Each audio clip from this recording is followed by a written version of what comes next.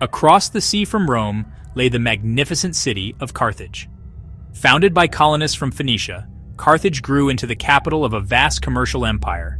The city was a hub of trade, its ships crisscrossing the Mediterranean. Its power was built on establishing a network of profitable trading posts and colonies. The strength of Carthage was its navy, masters of the sea. Their fleet was the largest and most powerful in the western Mediterranean. Carthage's military forces on land were composed primarily of mercenaries. The symbol of Carthage's land power was the war elephant, a terrifying psychological weapon. The city was governed by a rich oligarchy who made decisions based on commercial interests and profit. They would not hesitate to unleash their immense wealth and naval might to defend them. For a long time, Rome and Carthage had managed a fragile peace, like two predators circling the same territory. But this balance was delicate and could not last forever. Both Rome and Carthage were expansionist powers, and as their spheres of influence expanded, they were bound to collide. Sicily was the place where their ambitions would fatally overlap. The immediate cause of the war was a messy local conflict involving mercenaries who had seized the city of Messana. They appealed for help to both Rome and Carthage. This presented the Roman Senate with a difficult choice, and the debate was intense. The Roman assembly voted to send troops to Sicily. They were declaring war on the Carthaginian Empire. The First Punic War had begun. Messana controlled the strait separating Sicily from Italy, a critical choke point.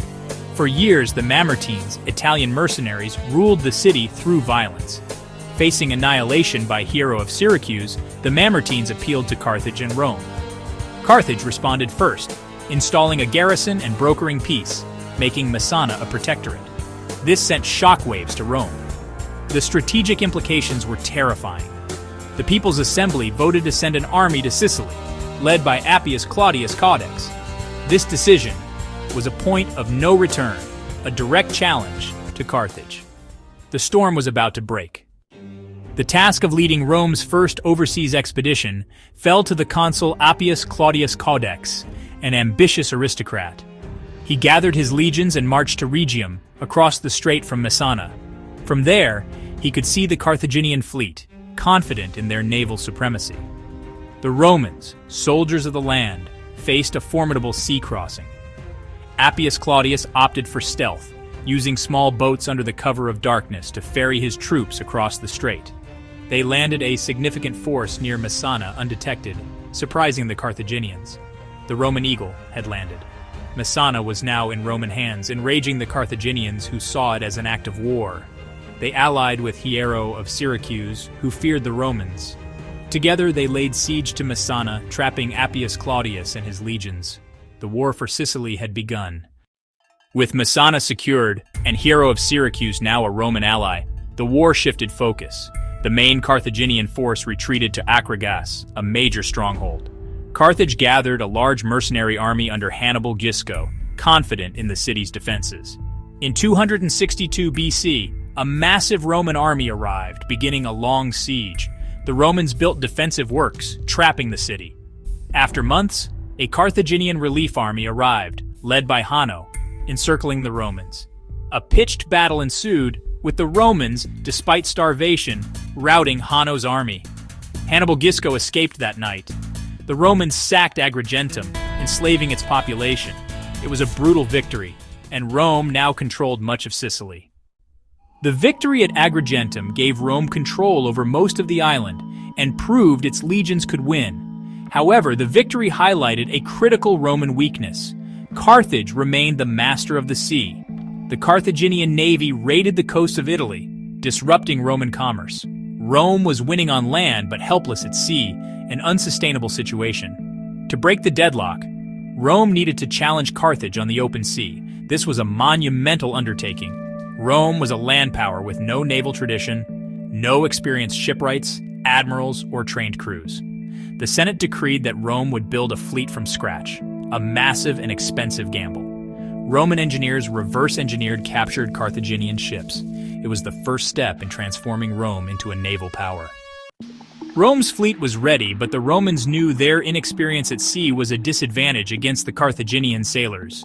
Roman commanders understood their strength was on land. This led to the corvus, a boarding bridge, a large, heavy boarding bridge attached to the bow of a Roman ship. The spike would slam into the enemy ship's deck, locking the two vessels together, transforming the sea battle into a land battle. The Romans were supreme in that arena. The first test came at the Battle of Mylae. Roman legionaries poured onto their decks. The battle was a stunning victory for Rome. In 260 BC, Rome entered the First Punic War, building a fleet despite inexperienced sailors. Consul Gaius Duilius, aware of his crew's limitations, relied on the corvus, a boarding bridge to transform sea battles into land combat. Off Sicily, they met a confident Carthaginian fleet led by Hannibal Gisco. The Carthaginians, masters of the sea, scoffed at the Romans' clumsy ships, but as they charged, the corvus crashed down, locking the ships together. Roman legionaries swarmed across, turning the battle into a brutal infantry fight. Gisco fled, his fleet routed. Duilius returned to Rome a hero, celebrating a stunning naval triumph. The crow had flown, shifting naval power forever. The victory at Mylae emboldened the Romans. The Roman Senate, impatient with the stalemate in Sicily, decided to bypass the island altogether and take the war directly to Carthage's homeland.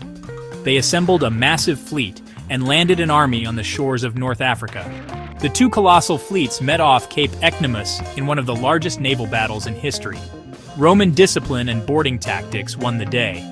Regulus and Vulso landed their army on the Cape Bon Peninsula, not far from Carthage itself, meeting little initial resistance. Panic gripped the city as the Romans struck at its very heart. The war had taken a dramatic turn, and Carthage now faced a fight for its survival on its own soil. The Roman invasion of Africa initially proved stunning. Consul Marcus Atilius Regulus found himself in a position of strength. Carthage was in terror. Regulus, with victory in his grasp, made a fatal error: hubris.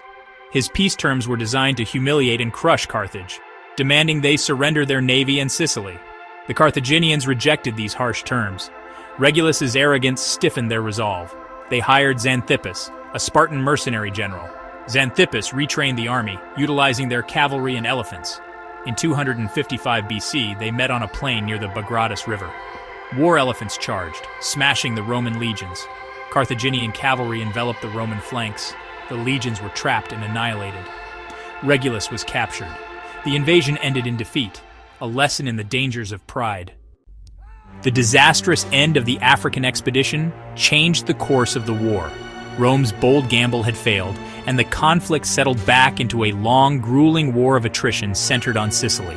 The Romans, having lost an entire army and a consul, were forced to be more cautious. The Carthaginians, buoyed by their stunning victory, regained their confidence. They sent reinforcements to Sicily, determined to drive the Romans from the island once and for all. The war lost its grand, sweeping campaigns and became a slow, bloody grind for control of a few key cities and strategic points. It was a war of sieges, raids, and skirmishes, with neither side able to land a knockout blow. The focus of the fighting narrowed to the western tip of Sicily, where Carthage held two incredibly strong fortresses, the port cities of Lilybaeum and Drepana. These cities were the keys to the island. They were heavily fortified and could be easily resupplied by sea, making them almost impossible for the Romans to capture. The Romans devoted immense resources to besieging Lilybaeum, digging trenches, building siege towers, and trying to blockade its harbor. But the Carthaginians were masters of defensive warfare. Their ships, smaller and faster than the Roman vessels, expertly ran the blockade at night, bringing in fresh supplies and soldiers, making the Roman effort seem, well, almost futile. This period of the war exhausted both sides. Year after year, the legions and mercenaries fought and died in the mud and dust of western Sicily. The cost in money and manpower was staggering. Rome had to build and lose several more fleets, not just to battle, but to terrible storms that sent thousands of men and hundreds of ships to the bottom of the sea. The corvus, while effective in battle, made the Roman ships top-heavy and unstable in rough weather. After one particularly devastating storm in 255 BC that destroyed almost the entire Roman fleet returning from Africa, Rome temporarily gave up on fighting at sea altogether. For Carthage, the war was also a tremendous drain on its treasury.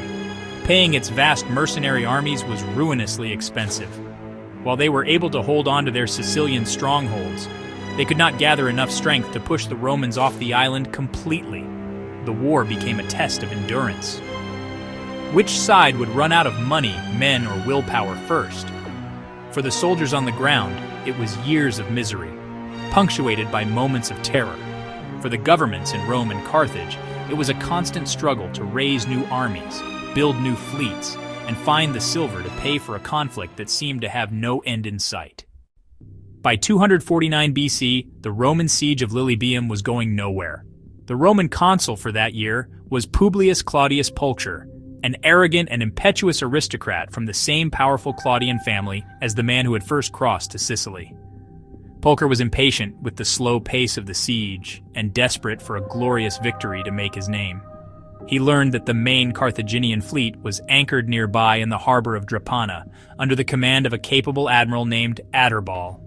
Believing the enemy was unprepared, Pulcher decided to launch a surprise dawn attack, hoping to trap and destroy the Punic fleet in one swift blow. Following a sacred Roman tradition, Pulcher sought a good omen for the attack by consulting the sacred chickens kept for divination. When the chickens refused to eat the grain offered to them, a terrible omen, the furious consul would have none of it. "If they will not eat, then let them drink," he supposedly declared, and had the sacred birds thrown into the sea. This act of impiety would become legendary, a symbol of the arrogance that preceded the disaster. Ignoring the dire warnings and the concerns of his subordinates, Pulcher ordered the Roman fleet to set sail under the cover of darkness for their surprise attack on Drepana. The element of surprise, however, was lost. Carthaginian lookouts spotted the approaching Roman fleet, and Admiral Adherbal acted with remarkable speed and decisiveness. Instead of allowing his ships to be trapped in the harbor, he ordered them to sea immediately, slipping out of the southern entrance of the sickle-shaped bay, just as the Romans were sailing in through the north. Pulcher, realizing his plan had failed, saw his fleet strung out in a long, disorganized line, trapped between the Carthaginian navy and the shore. Adherbal seized the advantage, ordering his more maneuverable ships to attack the Roman line from the flank. The battle was a complete and utter disaster for the Romans.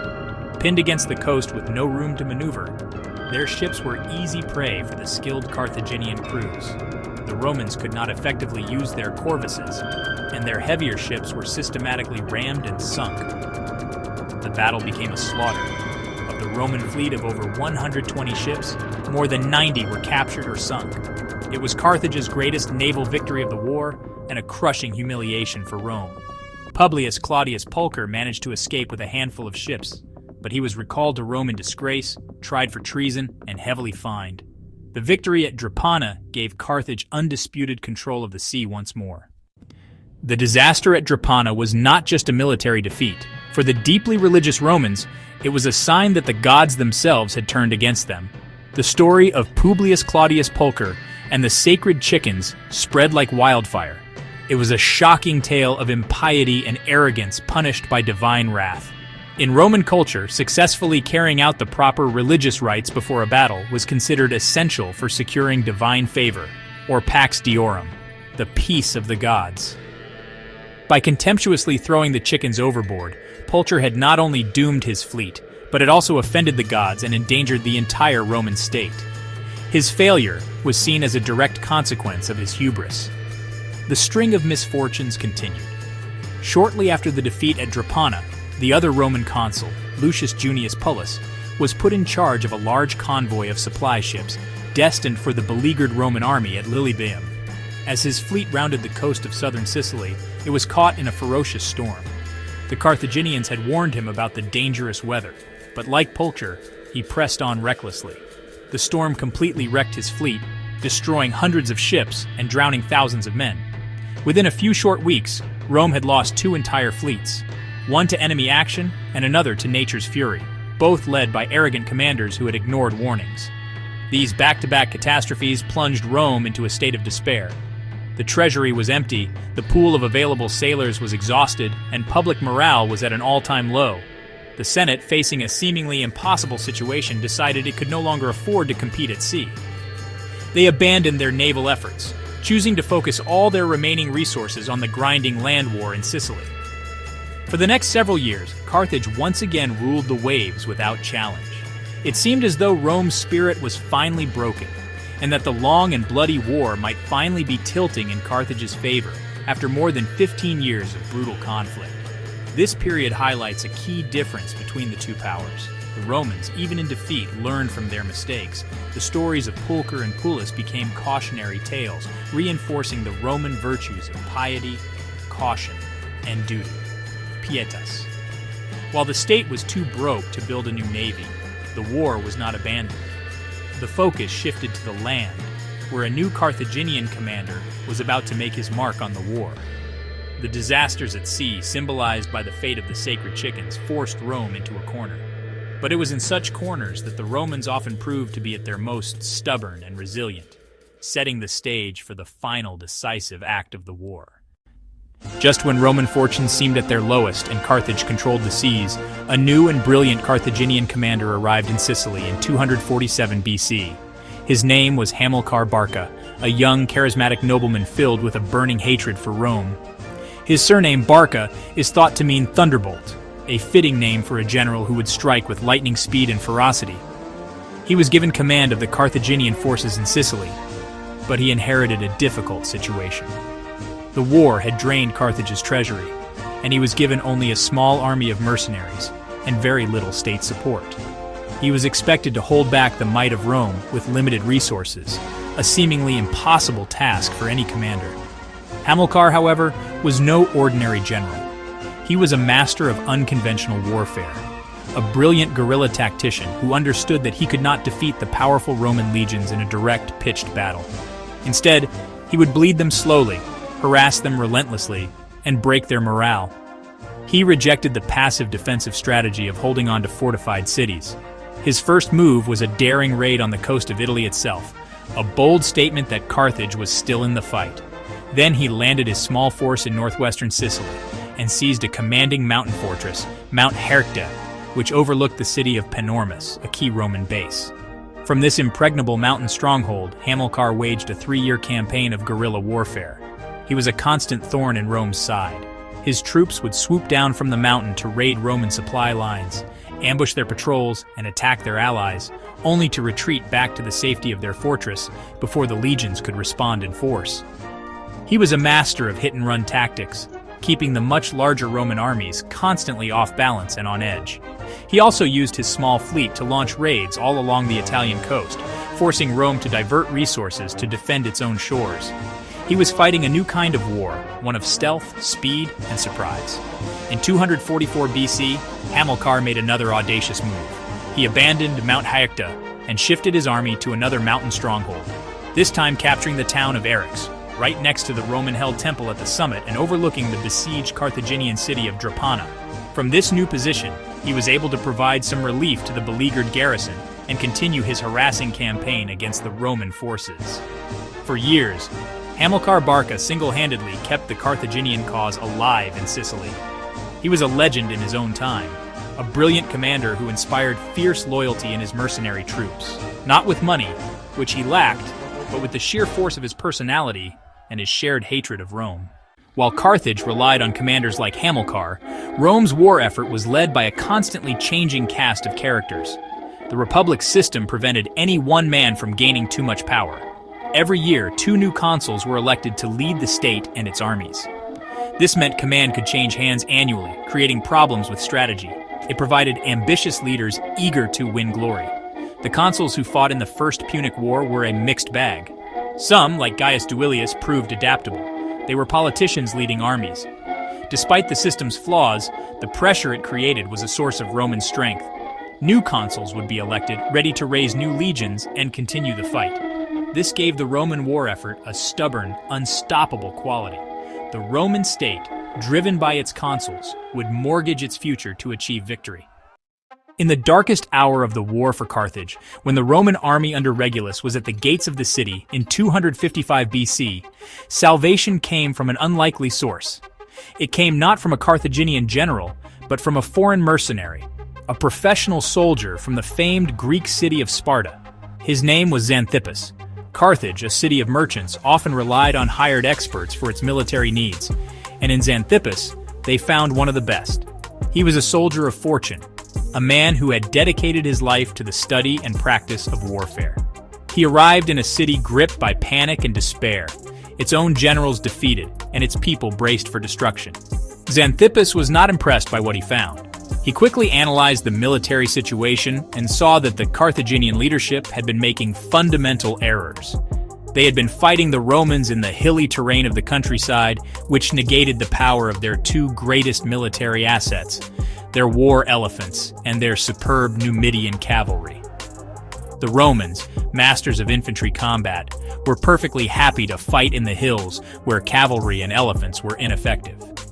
Xanthippus openly criticized the Carthaginian generals, boldly declaring that they were losing the war not because the Romans were superior, but because their own leadership was incompetent. His blunt assessment and confident demeanor caught the attention of the Carthaginian rulers. Desperate for any glimmer of hope, they took an extraordinary step and gave this foreign mercenary commander full control of their army.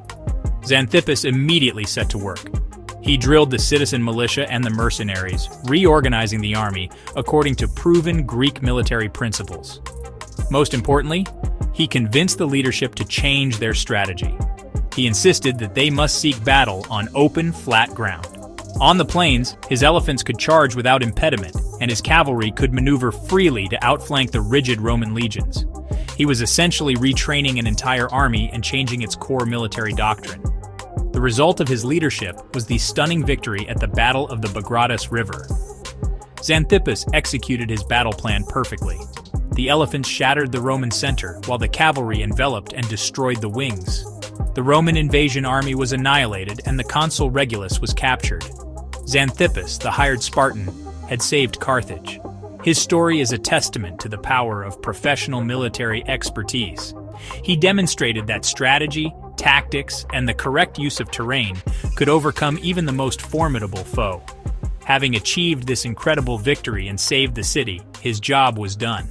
According to the histories, he took his pay and departed from Carthage soon after, his legend secured as the mercenary who turned the tide of the war. No single figure from the First Punic War became more ingrained in the Roman imagination than Marcus Atilius Regulus. He was not Rome's most successful general. In fact, his story ends in catastrophic defeat and capture. Yet, he became a legendary symbol of Roman honor, duty, and self-sacrifice. His story begins with his successful command of the Roman invasion of Africa. After a string of victories, he arrogantly offered Carthage humiliating peace terms, which they rejected. This pride led directly to his army's annihilation and his own capture at the Battle of Bagradas in 255 BC. For years, he languished as a prisoner of war in Carthage. Several years later, according to the Roman historian Livy, the Carthaginians decided to use Regulus for a diplomatic mission. They sent him back to Rome along with their own ambassadors to negotiate a peace treaty, or failing that, an exchange of prisoners. They made Regulus swear a sacred oath that if he failed in his mission, he would return to his captivity in Carthage. The Carthaginians believed that, having tasted freedom, Regulus would argue passionately in the Roman Senate for peace, so that he could remain home with his family. They completely misjudged the man and the values he represented. When Regulus arrived in Rome, he refused to even enter the city walls, declaring that as a prisoner of war, he was no longer a Roman citizen or a senator and had no right to enter. He addressed the Senate from outside the city and stunned everyone.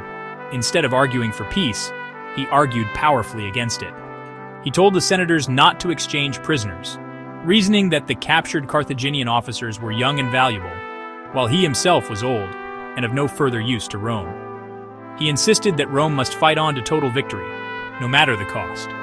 He placed the good of the Republic far above his own life and freedom, a perfect embodiment of the Roman ideal of virtues, manly courage, and duty. Having fulfilled his duty as he saw it, Regulus honored his sacred oath. He turned away from his weeping family and his pleading friends and voluntarily returned to Carthage, knowing full well the fate that awaited him. The Roman storytellers claim the Carthaginians, enraged by his defiance, tortured him to death in a brutal fashion. While the details of his death are likely Roman propaganda designed to demonize the enemy, the story of his choice became a cornerstone of Roman moral education for centuries. Regulus became a legend, a heroic figure whose personal honor and devotion to the state were held up as the ultimate example for all future generations of Romans to follow. Beyond the famous generals, the First Punic War was fought by ordinary men. These unsung heroes, names lost to history, were the true foundation of victory. For Rome, the war was fought by citizen soldiers, small farmers who left their families to serve. For decades they endured marches, sieges, and battles. They fought in Sicily, Africa, and on warships, a world alien to them. Life was harsh, with heavy packs and constant threat of death. Carthaginian war elephants brought terror, breaking even disciplined units. Driven by duty and the promise of plunder, their resilience was Rome's greatest weapon. The Carthaginian forces were mercenaries, fighting for pay, their loyalty to their general. Sailors faced the worst conditions. Naval warfare was terrifying. Romans, not seafaring, faced storms and death. The war took a toll on Roman farmers and foreign mercenaries. The First Punic War lasted 23 years, consuming an entire generation and leaving deep scars on Rome, Carthage, and Sicily. Hundreds of thousands perished. Soldiers, sailors, and civilians alike lost to battle, disease, and disaster. In Rome, the loss of citizen soldiers devastated families and communities, leaving farms untended and a society forever changed. Sicily, caught between two giants, was ravaged. Its cities sacked, its people enslaved, its countryside destroyed. The survivors, hardened by years of violence, emerged with a new sense of identity and a lasting hatred between the two powers. The true cost of the war was measured not just in bodies, but in the enduring trauma and the militarized societies it left behind. Rome's victory came at a staggering price, nearly bankrupting the Republic and transforming its society. The state emptied its treasury, levied crushing taxes, and even relied on private fortunes to fund the final fleet. Small farms failed as soldiers served abroad, leading to the rise of vast estates worked by slaves and widening the gap between rich and poor. Sicily became Rome's first overseas province, governed and taxed directly, a blueprint for future imperial expansion. The war forced Rome to master logistics, naval warfare, and the management of conquered lands. The cost was immense, but it set Rome on the path to Mediterranean dominance. Victory abroad brought deep challenges at home, reshaping the Republic forever. Defeat devastated Carthage, draining its wealth and costing it Sicily and Sardinia and Corsica. Unable to pay its mercenary army, Carthage faced a brutal uprising, the Mercenary War, threatening its very survival. Hamilcar Barca crushed the rebellion, but the crisis exposed Carthage's reliance on hired soldiers and the resentment of its subjects. Rome exploited Carthage's weakness, seizing more territory and deepening the wound. The legacy was bitterness and a burning desire for revenge, especially within the Barca family. The peace was fragile, and the seeds of future conflict were sown. The First Punic War shattered the old balance. Rome emerged as a land and sea power, Carthage as a humbled rival. Rome's new overseas provinces demanded permanent armies and direct rule, marking the true start of its empire. The Senate's power grew, steering Rome's imperial ambitions. Carthage, stripped of its islands and prestige, turned to Spain for recovery and revenge. The war left both sides wary and hostile, their rivalry unresolved. The Mediterranean was no longer big enough for both. A second, even greater war was now inevitable. After years of disaster and bankruptcy, Rome abandoned its navy, until the Senate realized victory was impossible without control of the sea. With the treasury empty, Rome's elite funded a final fleet from their own fortunes, risking everything on one last gamble. 200 new ships were built, lighter and faster, abandoning failed designs for Carthaginian-inspired agility. The Corvus was discarded. Seamanship and tactics became Rome's new weapons. Gaius Lutatius Catulus took command, carrying the hopes of the Republic. If this fleet failed, Rome's leadership faced ruin. The fate of the war, and Rome itself, now rested on this final throw of the dice. Gaius Lutatius Catulus arrived in Sicily with a new fleet and immediately took action. He found the Carthaginian navy complacent. Catulus seized the initiative, capturing Drepana's harbor and blockading Lilybaeum, cutting off Hamilcar Barca's supplies. He drilled his crews relentlessly. In Carthage, the blockade caused alarm. A relief fleet was assembled under General Hanno, laden with supplies. Hanno planned to sail to the Aegates Islands. Catulus learned of the fleet and saw an opportunity. On March 10, 241 BC, he forced an engagement. The fleets met near the Aegates Islands. The Roman crew's superior training and ship design led to a complete victory. 50 Carthaginian ships were sunk, 70 captured. Rome won absolute control of the sea. For Hamilcar Barca, the defeat was fatal. The war was finally over. The catastrophic defeat at the Aegates Islands left Carthage with nothing. Their navy was destroyed, the treasury empty, and their army cut off. The council granted Hamilcar Barca authority to negotiate peace. He opened negotiations with the Roman consul Gaius Lutatius Catulus. Hamilcar, a skilled negotiator, secured more honorable conditions. The Treaty of Lutatius was severe but acceptable. The Roman Senate ratified the treaty, making it harsher. Carthage had to evacuate Sicily, pay a massive war indemnity, and return all Roman prisoners. For Rome, the treaty represented a total victory, establishing them as the premier power. The end of the First Punic War did not bring lasting peace to the Mediterranean. Instead, the peace imposed by Rome was so punitive that it planted the seeds for an even greater and more terrible conflict in the future. In Carthage, the defeat and the humiliating terms of the treaty created a deep and abiding sense of resentment. The loss of Sicily was a blow to their pride and their economy. The massive indemnity payments kept the state impoverished and weak. This bitterness was concentrated in a powerful political faction led by Hamilcar Barca and his family, who believed that the war had been lost not by the army, but by a weak and indecisive government at home. The years immediately following the treaty were disastrous for Carthage. The state's bankruptcy led directly to the Mercenary War, a brutal internal conflict that nearly destroyed the city. While Carthage was consumed by this desperate struggle for survival, Rome acted with cynical opportunism. They used the unrest as a pretext to violate the spirit of the peace treaty, seizing the islands of Sardinia and Corsica from a helpless Carthage. This act of blatant aggression, a true stab in the back, was the ultimate insult. It proved to the Carthaginians that Rome could not be trusted, and that its ambition knew no bounds. The seizure of these islands fueled an unquenchable thirst for revenge. This burning desire for vengeance became the life's mission of Hamilcar Barca. After brutally putting down the mercenary rebellion, he turned his attention to Spain. There, he began to carve out a new Carthaginian empire, using his own authority to conquer vast territories rich in silver and manpower. He was rebuilding Carthage's strength, preparing for the day when it could challenge Rome once more. According to legend, he took his young son Hannibal to a temple and made him swear a sacred oath upon the altar to forever be an enemy of Rome. This story, whether true or not, perfectly captures the bitter legacy of the First War. The First Punic War was, in the end, only the first round in a much larger struggle for mastery of the ancient world.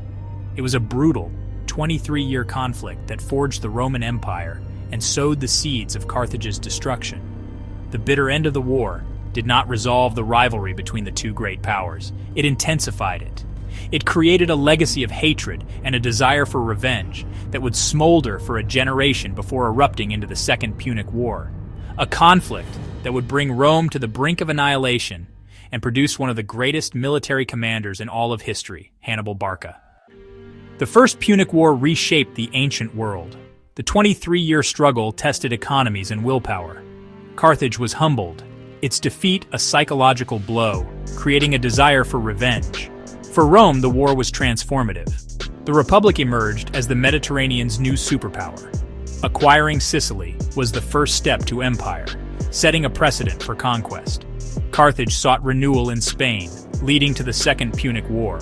Rome learned victory required commitment, solidifying the Senate's authority. The First Punic War was a pivotal turning point, shaping the future of Western civilization. It was a war that truly forged an empire.